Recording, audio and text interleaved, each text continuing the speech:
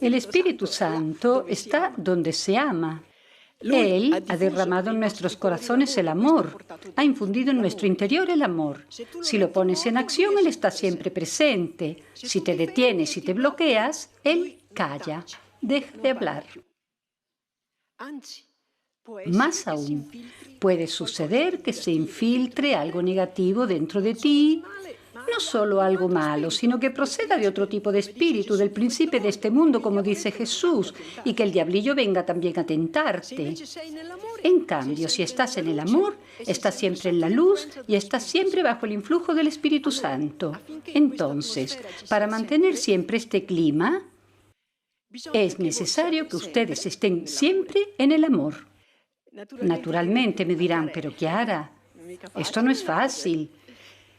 Ciertamente, en todas las cosas es necesario adquirir la costumbre, hay que acostumbrarse.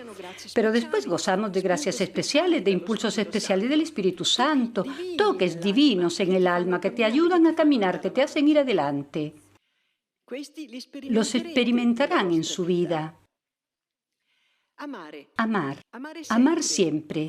Entonces pueden estar seguros de que si aman a unos y a otros, estará presente Jesús en medio de ustedes y el Espíritu Santo también.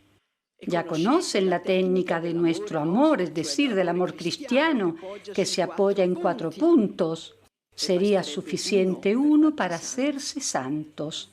Ser los primeros en amar, siempre lanzados, siempre en esta disposición, siempre en acción, siempre con dinamismo, siempre porque la Santísima Trinidad es una vida de amor dinámica y nosotros debemos reflejarnos en ella. No es un amor estancado, es un amor dinámico. Entonces, ser los primeros en amar, amar a todos. Por lo tanto, tienes una posibilidad de tener el Espíritu Santo porque durante el día te encuentras con muchas personas y debes amarlas a todas. No dices a esta sí, a esta no. Ver a Jesús en cada uno, así se simplifica todo. Y amar como a sí mismo, como a uno mismo, de idéntica forma. Primeros en amar, amar a todos, ver a Jesús. Miren, si hiciéramos solo estas 4 cosas, sería suficiente para vivir todo el ideal, para tener al Espíritu Santo, para conquistar a medio mundo. Sería suficiente.